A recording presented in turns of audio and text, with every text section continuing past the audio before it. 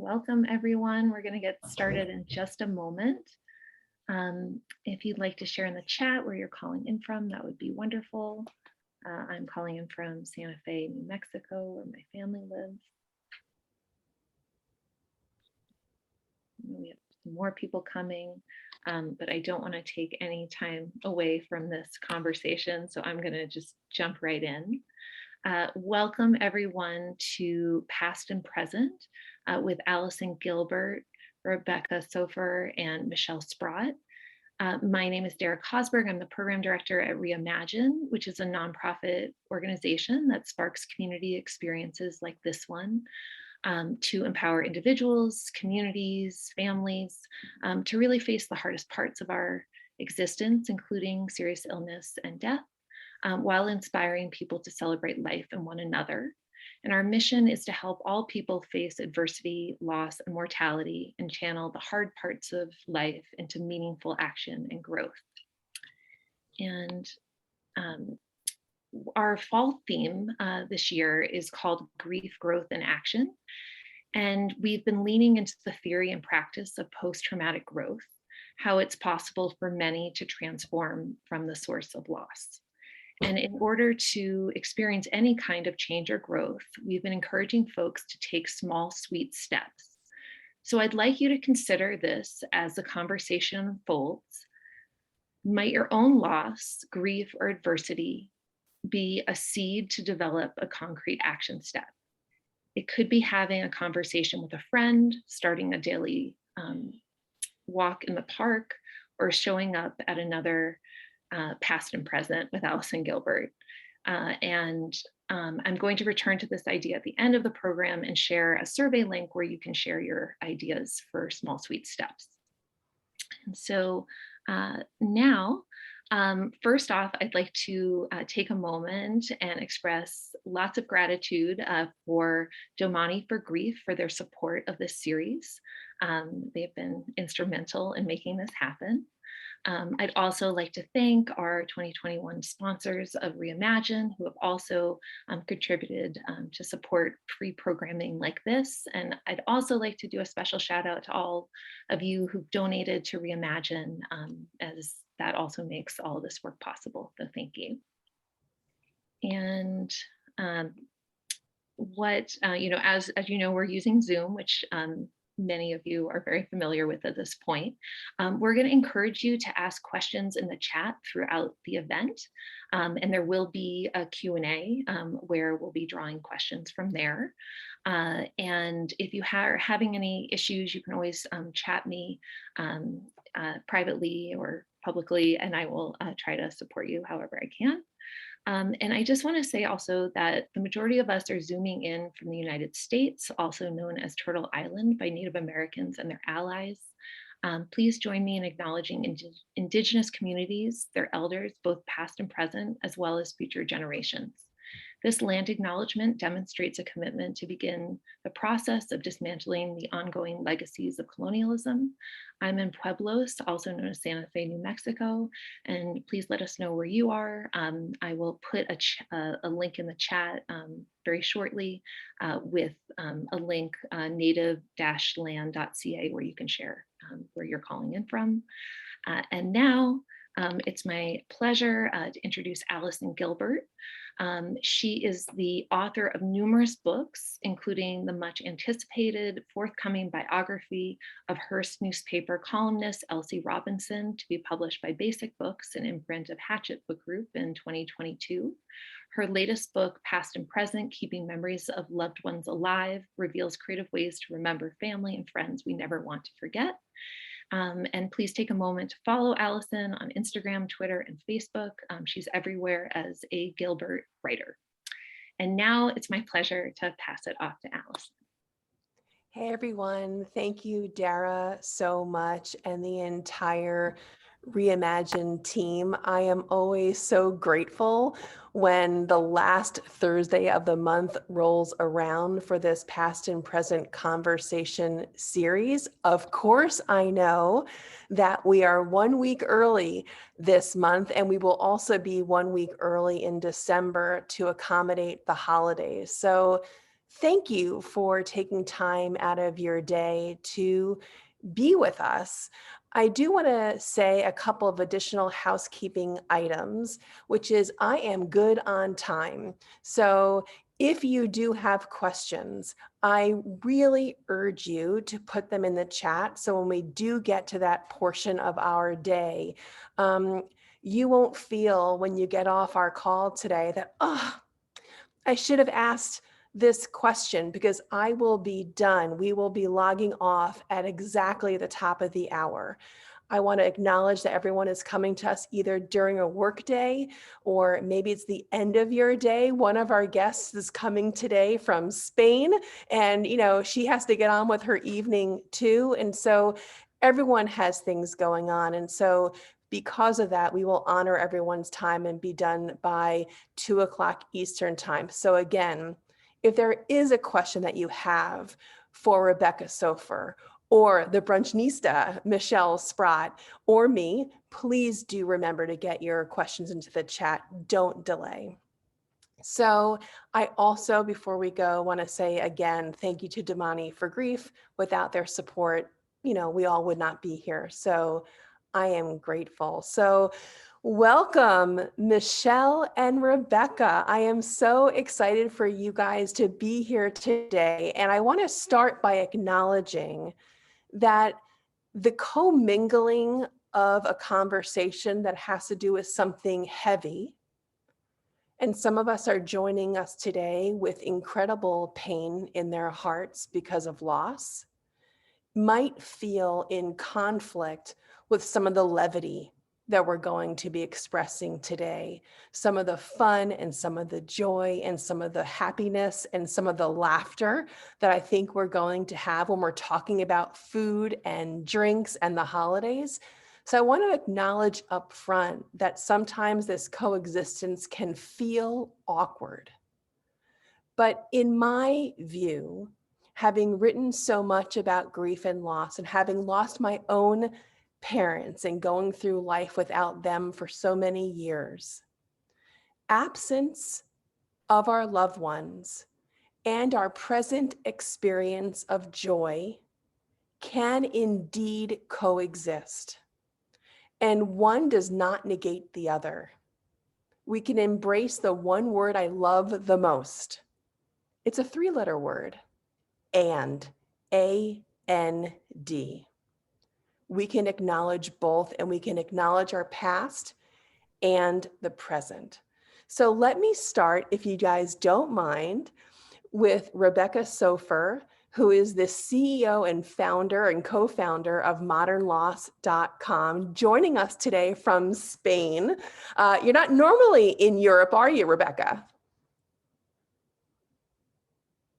We can't hear you. You're muted. I was like trying to be very polite and muted myself. I was saying, sadly, I am not normally in Europe. I'm in Barcelona. I have had just like all of you out there, I've had a very long pandemic. I finished writing a book. I have little kids, blah, blah, blah. And I'm telling you, marry the right person, because he encouraged me to just go away for a few days. And that's where I am, away.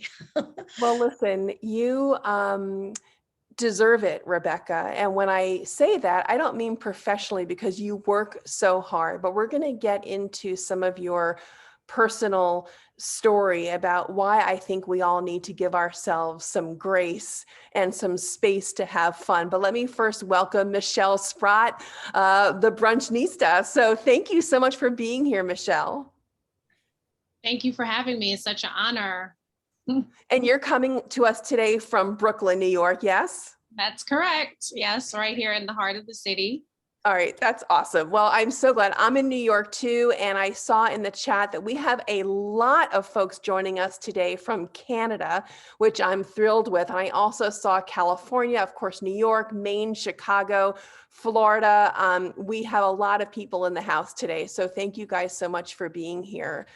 The questions I'm going to start with are going to be what brings Rebecca and Michelle to this conversation today about the holidays and the intersection of food and how we can use food to kind of spark memories and stay close to the loved ones who we've lost. And so, Rebecca, I would love to start with you and really go into the origin story of how you got interested in writing about grief and loss. And on a very personal level, when you were 30 years old, your mom died in a car accident. Tell out what happened and all out initially was for you and shifted over the long term.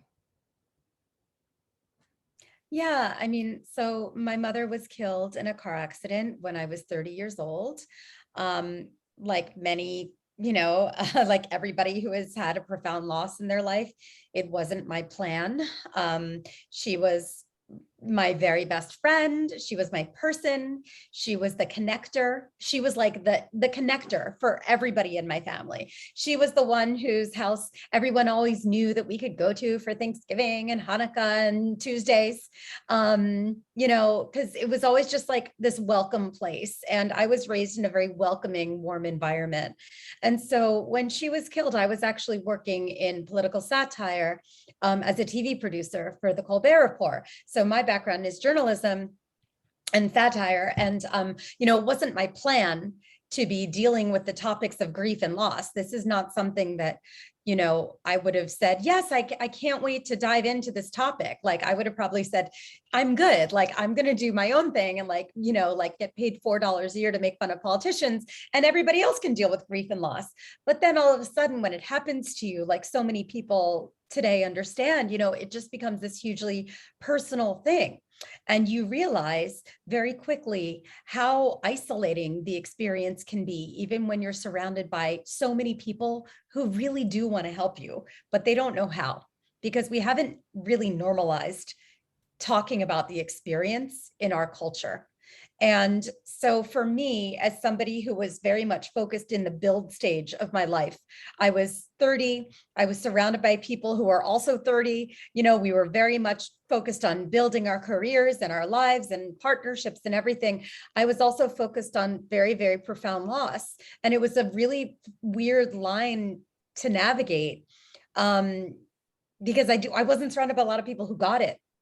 And so eventually I started Modern Loss as kind of like a way to fill the white space that I felt really existed in this conversation, and especially for the 20s to 40s, 50s range. And when you say I think you froze for a minute with me when you were asking about how it's shifted over time. If you could just re-ask that question, you froze over here. Yeah, I was just, you were, as you said, in that building stage of your life. And it strikes me when you talk about who you were surrounded by.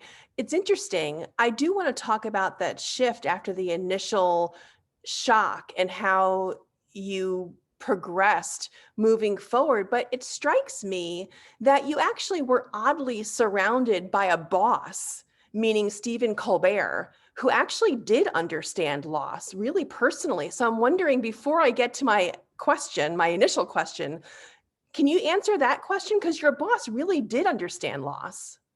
I mean, yeah, like I don't want to speak for Stephen and for the losses he has suffered, but I think it's very well known that he, his father died in a plane accident and plane crash along with one of his brothers when he was very young. He has many siblings. He really understands the grief experience. He knows how lonely it can be. And I will say, without going into detail, that he was incredibly supportive during that time. And it was interesting because, of all the people, he was one of the people who really got it the most. And just ironically, he happened to be the big guy at the show. So it is really, and it's funny because it didn't really matter to me at the moment that it was like this person who's so well known, who was being supportive. I was just so grateful to feel seen for a minute by anybody. Like I didn't even care. Oh, it's Stephen. I was just so grateful to be stopped in the stairwell here and there, just to have somebody check in on me. And so what did shift? I do want to go back to my initial question before I go over to Michelle, but what did shift? So there is that sudden shock because you actually had been away on vacation with Yes, your parents, yes. to this moment of realization that a car ride for them going home ended so differently. And what lessons have you learned in the years since?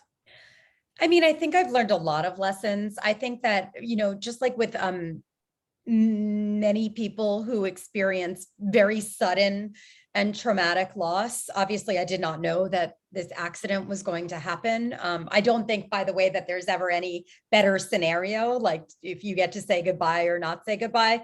I think it all sucks. But for me, what I did have to deal with for a very long time was the shock of it. I mean, I was probably in a decent amount of shock for a full calendar year. I couldn't listen to music because it felt oppressive. It felt like too much. I played violin for 15 years.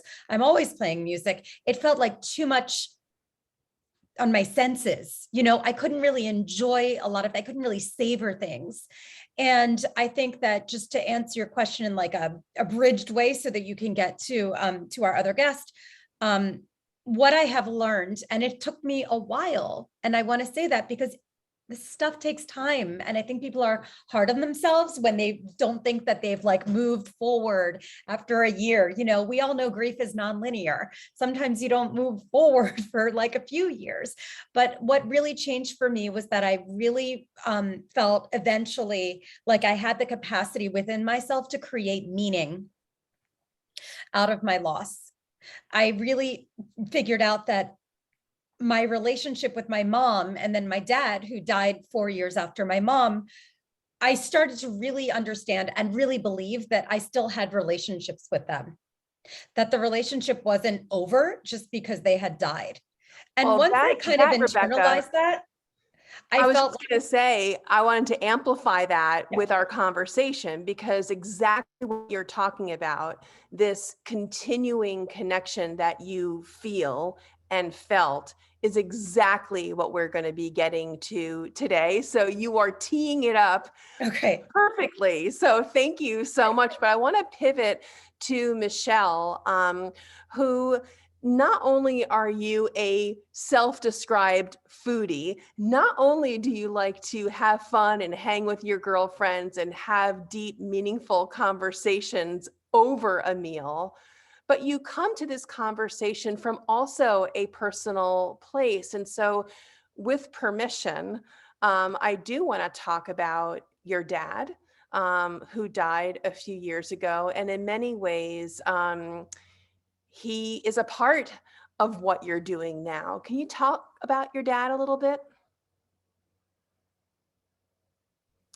Sorry, you're muted right now, Michelle. 1 second. My dad was a big foodie person, big Southern personality, Cadillac, he loved all things Southern, pecan pies, fried chicken with honey, all of the things that you can imagine a Southern gentleman loving, and grits. I mean, my mom is from the Caribbean, but my dad is American. And so I was introduced to a lot of American things through my dad. So, and a lot of it was food. A lot of it was, cornbread with honey and, oxtails with lima beans. That was his way of showing love. And so Sundays was our day to gather around and eat all the great food that he would cook. He always made sure that I had more than enough food, probably too much food, according to my mom. So my love for food started then. He kind of embedded that in me to kind of love eating, love gathering around food, love the taste, high quality, showing love through food. It started with him. Well, I am now even more hungry here in New York. That just sounds like I would really be friends with your dad, because all of that food sounds perfect to me. I want to quote you. You had this lovely, amazing quote that I love, which I think really also helps frame the conversation that I want to have about the holidays and food and memory. And you have said, and since you are the brunchnista, this completely makes sense to me, but I want you to expand it if you don't mind, which is that brunch is more than the merger of meals. You have said the following: brunch isn't confined to one table. It's about great food, laughs, and connection. And the reason why I love that so much is that I feel like the same thing could be said about Thanksgiving. And I would love you to talk a little bit about what you mean by these connections between food and conversation, and how we can get the most out of these tastes and aromas and flavors. What does it do to us? I mean, I think it's, you kind of don't think about it, but as a brunchnista, I definitely have to think about it. You kind of don't think that to have a difficult conversation, if you do it over food and drinks, it's a little easier than just sitting face to face with someone and having to have that conversation. I think food is the great connector between all of us. It's something that we can all relate to. It's something we all appreciate, whether, it's a good wine or a good drink or, a good plate of food. I think it's something that we can all relate to. And so it lessens what the conversation, or it enhances the conversation any way you bring it to the table, so to speak. Yeah. Well, I want to drill that down and really get into it. And maybe Rebecca, you can provide some context for us. The ability for food to help us connect, to me, really sounds like where the power comes from is saying the name of our loved one out loud. The power comes from sharing stories that maybe you haven't heard before. You can be listening to them, but also sharing stories with other people who may not know a certain version. So there is this ability to use food to grease the wheels, to help us reflect. And I'm wondering if that is something that you have seen, if you agree with from your community in modernloss.com.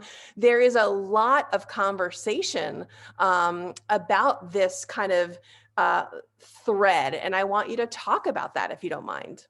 Yeah, I mean, look, for me, food is like a time machine, just like any sensory experience. I can see something or taste something. Just today, I was walking down the street in Barcelona and I had, I couldn't resist churros con chocolate, and I walked enough. I deserved them. And I got myself an order of them and I took a bite. And all of a sudden I was thinking about when I was studying abroad in Sevilla and my mom and dad came to visit me.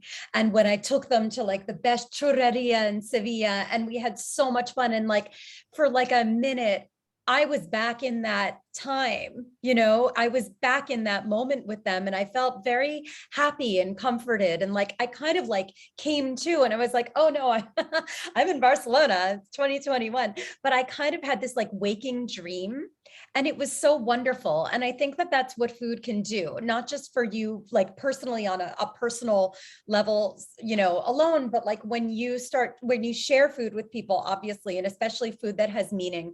First of all, when you share food, you relax. And it's a great empathizer. It's a great equalizer. We all need sustenance. People relax. They're more themselves. I think they become more empathic, more open to hearing other people's stories because they're being nourished.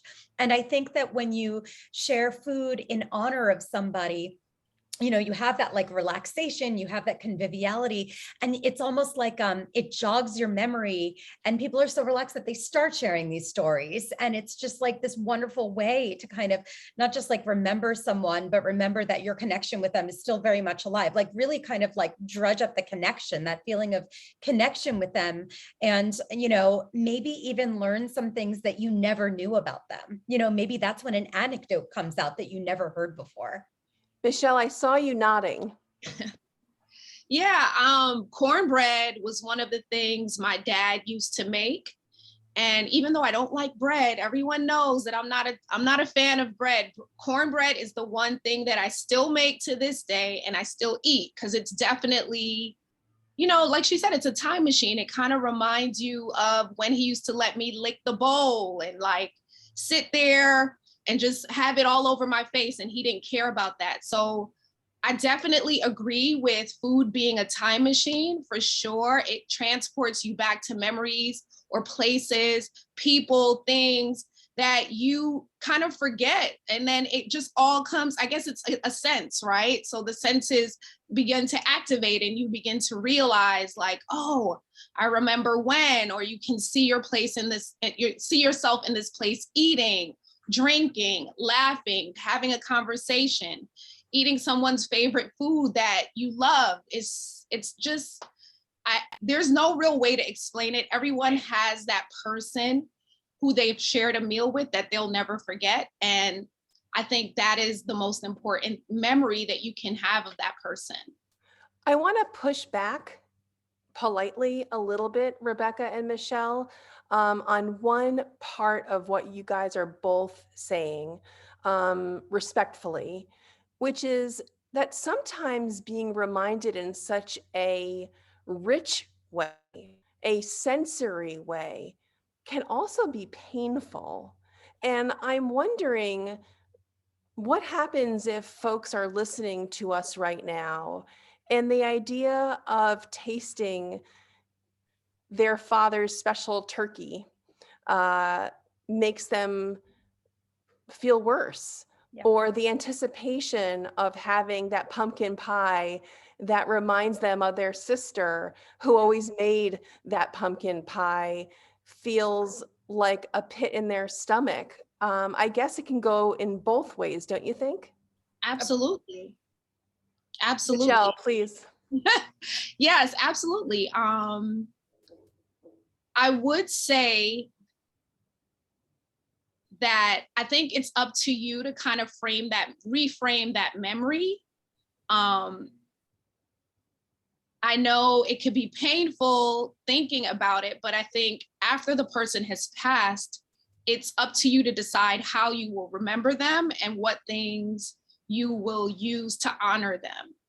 And so I just think it's painful, and it may be painful for a while, but I don't know if it has to continually be painful or if you can reframe that story where it feels like a celebratory moment instead of a grief-stricken moment for the rest of, your time.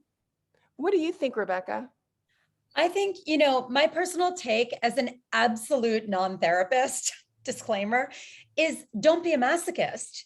I think that grief is like a strict mistress, and sometimes it has its way with you and it has these sneak attacks, and sometimes things that should be comforting are very painful. And I think that's just a natural part of grief. You're not supposed to always feel comforted by a memory. Sometimes that memory reminds you of what you're never going to have again, in your real life. And so I think it's completely understandable that some of these things are painful. And what I say to that is what I have done personally, and it has worked for me, which is if that anticipation of the pumpkin pie is too much, don't make the pumpkin pie that year. Don't do it. Make something else. Make something, you look up something that seems good to you and make it. Make something from another culture. Do something that seems kind of yummy. If you don't want to make any holiday food, then do something super nuts. Create your own thing.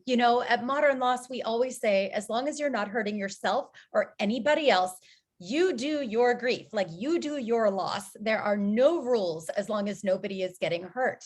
And I think that sometimes these memories, I think it's an excellent question, Allison, it cuts both ways. And sometimes it cuts in a more painful way. And that's okay. Like, it's okay. That's normal. It doesn't mean that it's going to hurt as much the next time around. Just the same way that it may hurt more than it does now the next time around.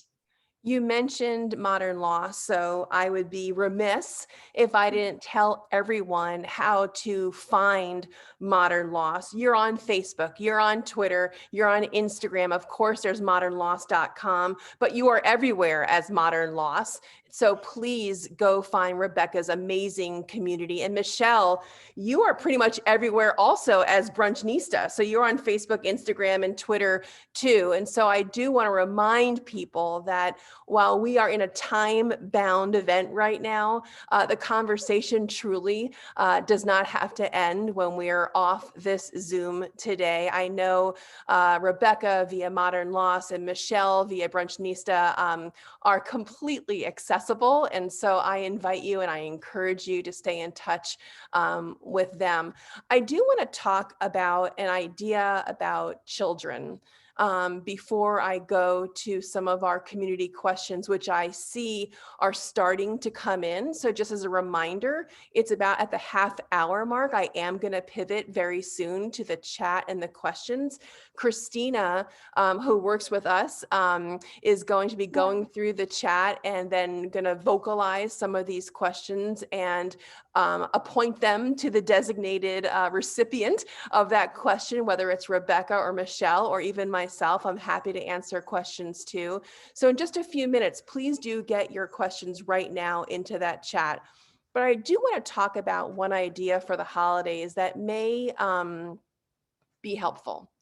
So if you have young children, or you have young nieces and nephews, or young grandchildren, I do want to talk about an opportunity that is kind of not very obvious when it comes to food and celebration and memory. Before my mother died, she used to bake an awful, not a very good cook, an awful pie. I swear it was awful. But of course, to us kids, it was the best thing ever, but it was actually pretty disgusting. And it just reminds me, of course, to this day, the thought of it, of her. And so before I thought through how to keep my mother's memory alive for my children, who never got to meet my mom because she died before I was even married, I struggled with how to make their grandmother, who they never met, someone that would actually mean something to them. And I did it through food. So here is what I did, and I'll share this story, and then I will turn it over to your questions, and Christina will go through your questions, I promise. But first, I did a make work activity with my kids. I took out the handwritten recipe that my mother had for this fruit platter pie. That is literally what it was called, fruit platter pie. And while, of course, it wasn't necessary, I had each of my children, 2 of them, write down the shopping list from that recipe card. Again, it was make work, but of course, children learn by doing.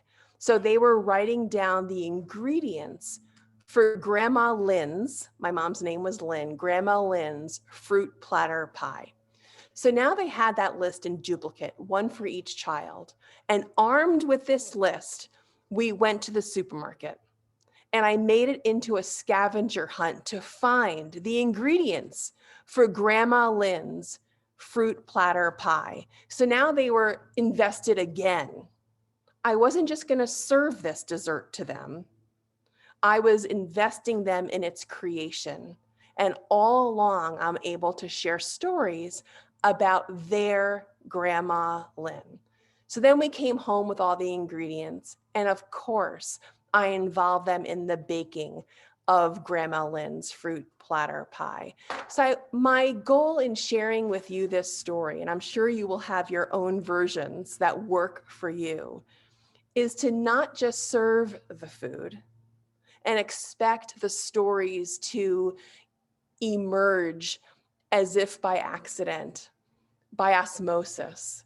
There really is this pressing need for agency, for proactivity, to think about ways that we can use food to our not devious ends, but to our sentimental ends, to our family tether ends. So I just invite you to rethink recipes as you're getting ready for Thanksgiving and how you can use it as a tool to build connection between either generations or just between the loved ones who you've lost. So Christina, it is 1:35 here in New York. I'm going to pass the baton to you to go through the chat. Please let us know what questions have bubbled to the surface and let Michelle or Rebecca know what's coming at them. Sure. So the first question we have is, do you have any ideas on how to host a virtual party? That sounds up Michelle's alley. Yes, I've actually been hosting them for the past year and a half due to COVID. So it's definitely something that I am very familiar with.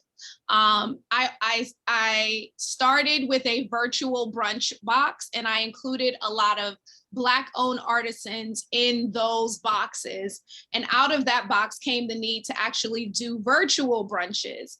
And so what I started to do was very much keep it the same as I would if we were having a in-person event. So I sent place settings to everyone on the Zoom. So we all feel like we're sitting at the same table.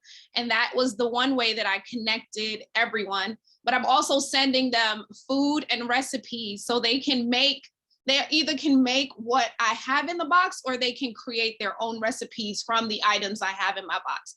I think the biggest thing with virtual is making sure everyone feels connected outside of the actual Zoom. So any way you could do that with conversation starters, you can do it with the boxes, you can do it with place settings. You can do it with, cooking online together. I think the main thing is making everyone feel connected outside of this electronic connection that we have. And the best way to do that is with items that you are either all gathering together and making the same thing, or you guys all have the same items and you're preparing variations in different dishes, and actually asking to see and have a conversation about what you made and why you made it and what you love. So that's some of the ways that I've been doing virtual. I don't know if Rebecca has some ideas or tips on virtual. Yeah, I mean, look, I think I'm an IRL kind of person. And I would like to say that I've had a lot of very, very successful virtual gatherings during COVID. It has been difficult because I have very little kids who don't stop talking. So whenever I do try and host something, inevitably, I can't hear what's going on. But we did do a virtual Passover Seder this year because I have cousins everywhere. And I have to tell you that I actually felt like it was so nice because normally I don't get to spend these holidays with these people. And I did try, like you said, Michelle, earlier, try and reframe. And I remember thinking, you know what? So it's not going to be perfect. So someone's going to be on mute. Someone's going to be like, Steve, you're muted. So there's going to be something that goes wrong. It's going to be messy. But what's neat is that this is an anomaly. This is kind of a neat opportunity to celebrate this holiday or this, whatever event, you could fill in the blank, that I don't normally get to see these people with. And it's kind of a nice way to do it. So it ended up being really great because we've never done it before. I'd never seen these people because normally I'm in Philadelphia or in New York City. And it was really nice. And it was really messy. And I think that once I kind of realized that it was not going to be perfect because it was Zoom, it was a lot more enjoyable. I think when you try and structure it so much, it's, I think the only thing that has worked really well with me in all my virtual events, and I've done many of them, is coming up with a very specific exercise with a very specific timeline that allows everybody to share. That works very well in virtual settings. And I think if it's a specific question and each person has 30 seconds to answer so that not one person takes up all the air in the room, that works really well too. I love the idea, by the way, we're talking about how we can incorporate people in different settings. I love the idea of, if we can, having different family members cook the same recipe. So it's almost like you're eating the same food around the same table.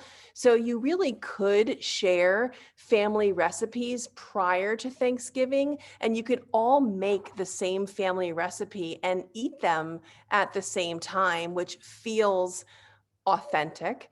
I also like the idea of making a meaningful playlist, music, that we haven't talked about the sense of hearing, that if you play music that can evoke your loved one, that's a very powerful tool and also highly shareable. You can either share a playlist by song, you can share a genre that maybe your loved one really enjoyed. Maybe it was jazz, maybe it was, show tunes, maybe it was hip hop, who knows what it was. But if you get that genre to be represented, I think that music can also be a wonderful connector for sure. And if you guys, whoever's off camera right now, if you're open to the idea of turning on your camera, I do want to show you one other idea. And the more people who show their faces, the more rewarding it will be. I promise. And you could turn your camera right off when we're done. But here is a way of holding hands around a virtual table. Everyone put your hands up in the screen like this. Turn on your camera if you can. And now turn your palms this way and hold the person's hand next to you.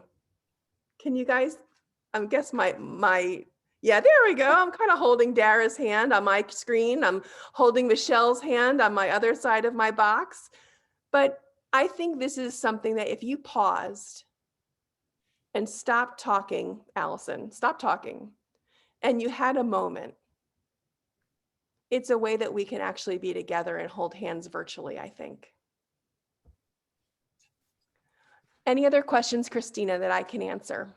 Or Michelle or Rebecca while we're here? If not, I have questions that I have left over for Rebecca and Michelle for sure. I have two more questions. So this one you touched on a little bit, Allison. A lot of people share meals together when grieving, but one of our listeners has a family member with an eating disorder and wants to be sensitive to that. Do you have any other ideas on how to share memories that don't involve food? I do. And what I think we should do, and whoever that is who asked that really important question, please get in touch with me after this Zoom, because I fear two things. One, that's very specific, it's very serious. And also, it's not within the scope of this particular Zoom, which is about food and drinking. So please, separately, I hear you. It is a good question. It's a valid question, and I'm not dismissing it. So please get in touch with me offline. Rebecca, I do want to talk about the current project that you're working on. So you are the author of Modern Loss, the book, which is fantastic, but you're also in the final stages and coming out next year with a new project. Can you tell us about that? Sure. So yeah, I'm really proud of it actually. It's called the Modern Loss Handbook, and it's not called that. That's the wine that I had at lunch in Spain. It's called the Modern Loss Handbook, an interactive guide to moving through grief and building your resilience. And this is something I'm really proud of because I feel like, when somebody dies, like there is no handbook, like, in Beetlejuice, when they die and there's like the handbook for the recently deceased. Well, there's no actual like real handbook for the recently aggrieved. And while there is absolutely no one right way to do anything, like I'm not telling you exactly how to do anything, I outline many different aspects of your life that are greatly affected by, the loss of somebody important to you in your life. And I kind of outline different ways to figure out how to stay connected to your person, which is so important, how to stay connected to yourself, which is also very important and something that we sometimes don't even recognize ourselves when we're going through something profound like loss, and to stay connected to the world around you, which also is something that like we have to navigate. Like, how do we go back to work? Like, how do we get back to our new normal? What helps us? How do we advocate for ourselves? How do we navigate friendships? So it's a combination of like a lot of personal experience, but also it's very therapeutically, grounded in therapeutic. And when is the pub methods. day, Rebecca, so we can mark our iPhone Oh, on our calendars? It's coming out on May 17th, 2022, and originally April 5th, but hashtag global supply chain issues. So now it's in May, and I'm really, really excited. I put it all out there. Yeah. I'm so excited for your book. I'm just thrilled. Can't wait. It'll go on my calendar as soon as we're off this Zoom. And Michelle, when I was going through your website and all your social media channels, first of all, the photography on your work is just like, don't look at it when you're hungry, because my goodness, it's gorgeous. And the brunch spots that you talk about, I imagine would be the greatest places to have conversation. And so what about your offerings would be beyond New York in terms of if people want to be inspired by what you're doing, how would you suggest that they find a location if they don't want to cook, but they do want to talk and share stories? How would you recommend they do that? You're muted again.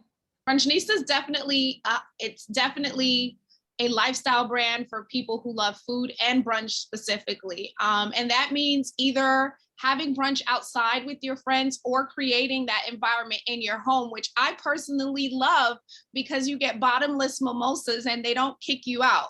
So I love a great, brunch at home. You can sit as long as you want, you can eat as much as you want, you can drink as much as you want. So it's up to you to create that space in your home, which is safe for everyone to enjoy. And also, if you want to find the best place out and have that experience as well, you can do that as well. All right, Michelle, I'm putting you on the spot. What are the top, if we wanted to create the perfect environment for food to serve conversation, what do we need to do in either seeking a restaurant or at home? Go. So you want the things you need. Of course, you need some, I came up with conversation starters because I felt that they would foster more conversation beyond the regular questions and regular things we ask each other. So I did create a little pack of conversation starters, and that usually takes a conversation in a way different direction than, just, hey, what are you doing this week? How have you been? So I really love those, and I'm reworking questions right now. Definitely drinks. You cannot have a great brunch without drinks. So drinks, I usually do a mimosa bar, and so I just have everything out for you to grab, and you can mix and mingle with fruit and spirits and non-spirits if that's your thing. You can just have the bar ready for people to just indulge as they wish, and of course, a designated driver and drinking responsibly is always top of mind.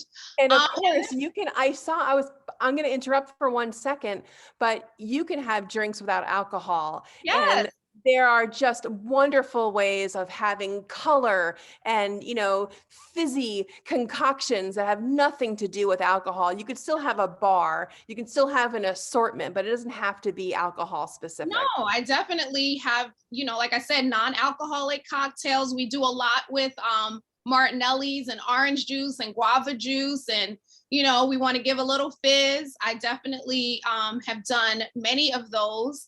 And obviously something great to eat. I know a lot of people get overwhelmed when thinking about hosting in their homes because they feel like they have to have all this food. My last event, I used Chipotle. And I basically, you know, added on some like home fries and added some extra toppings, and my guests loved it. So sometimes you kind of can overthink like, oh my God, I have to have all this food, but it basically was like a taco bar where people could, I added eggs, I added potatoes, and then I just added the stuff that Chipotle had. And it was a great success.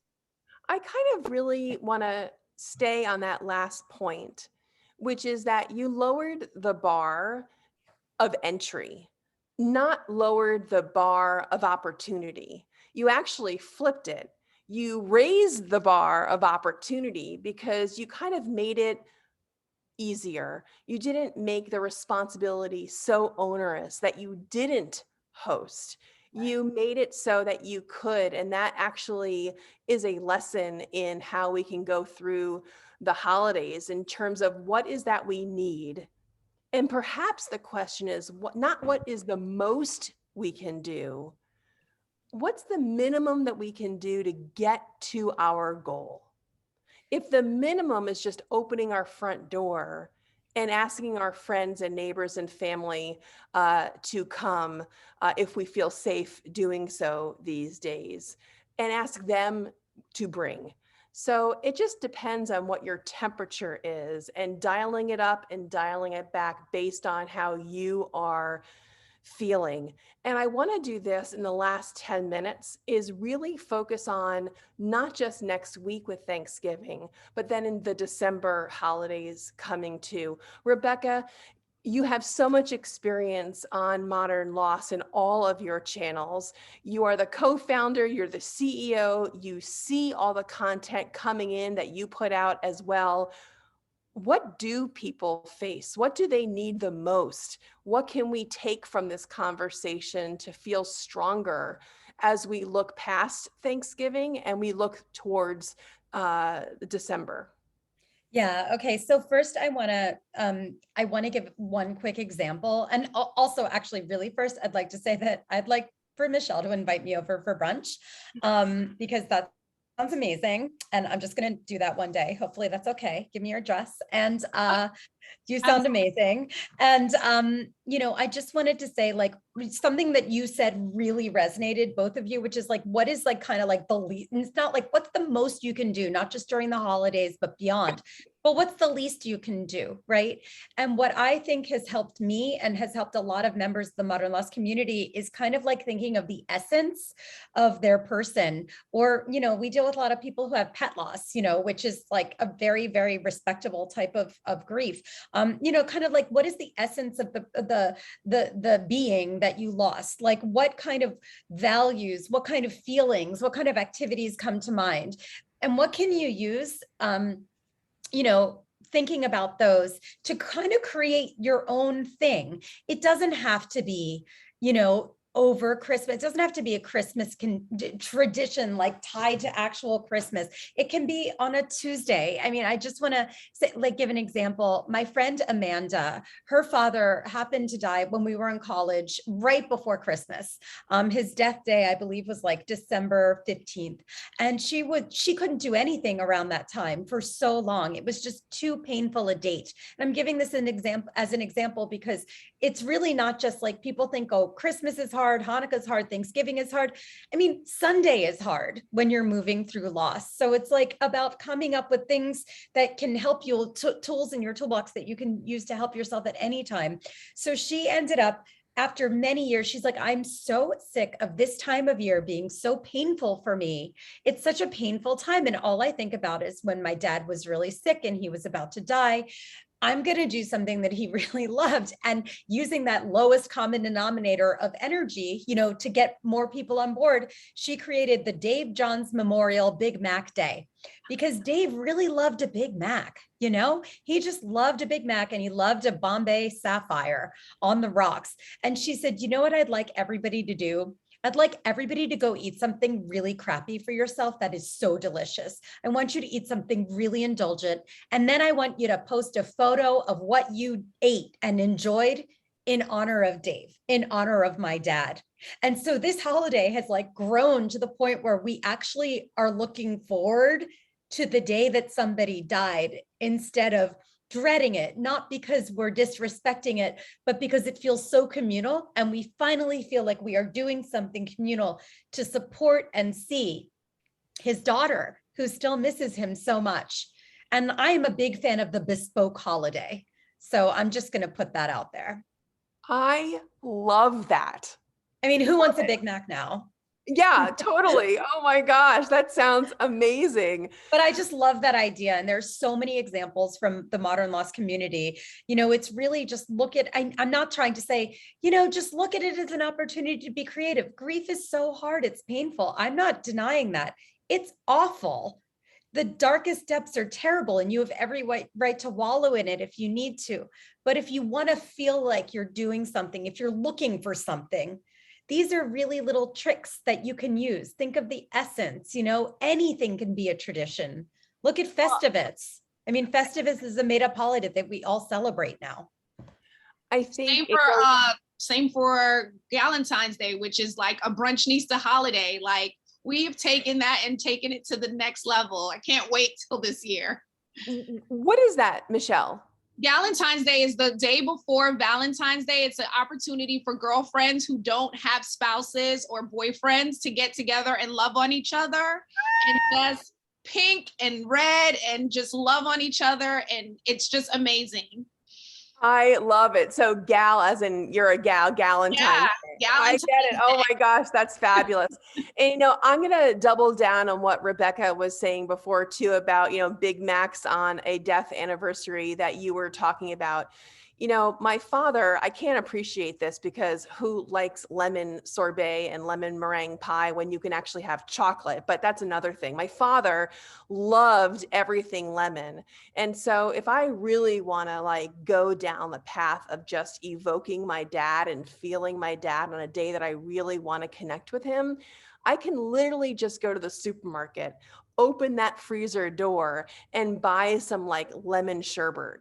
And you can lower the blood pressure. You don't have to work so hard. You can even go to the gas station, mart and buy some M&Ms if that's what your loved one enjoyed too, because that is just something that requires you getting gas.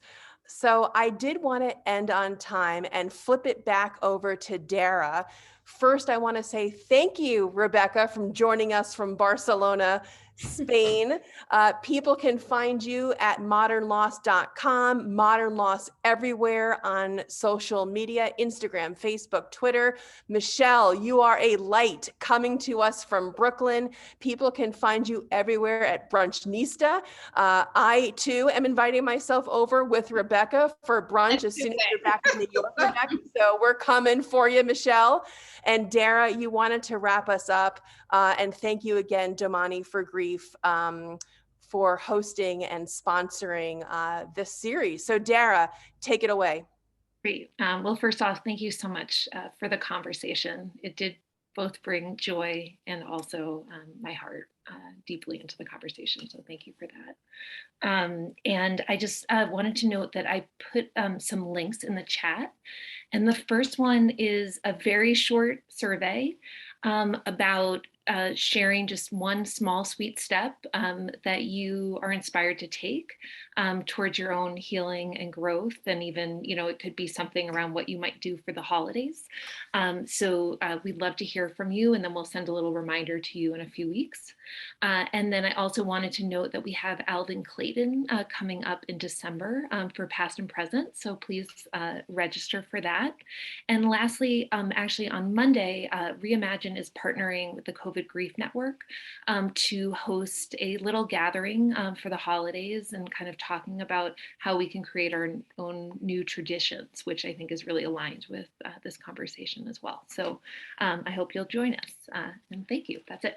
Thank you so much, Darren. I just saw that Jill is going to ask folks on Facebook to have arugula in honor of her lost loved ones and their memory. I love that. That is an actionable step. That is lovely. And if you can use social media to actually have that social piece, to ask your friends and family for their reflections, for their photographs, for their stories, I really think we can use and harness social media for that connectivity instead of just posting our stories and anticipating and hoping for those likes and those shares.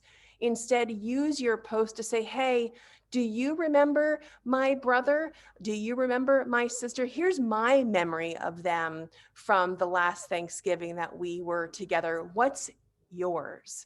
Ask the question, put it out there, decide to be proactive, and just see how your holiday shifts from that change of focus. Instead of being passive, to take ownership of how food and drinks and memory can all come together. So thank you again for being with us. We will be here in December, usually the last Thursday of the month, but again, we're doing it the preceding Thursday. So I hope to see you then. And thanks again, Rebecca and Michelle. I am so honored that you were here today. And again, we are out on time as promised. Have a great day, everybody.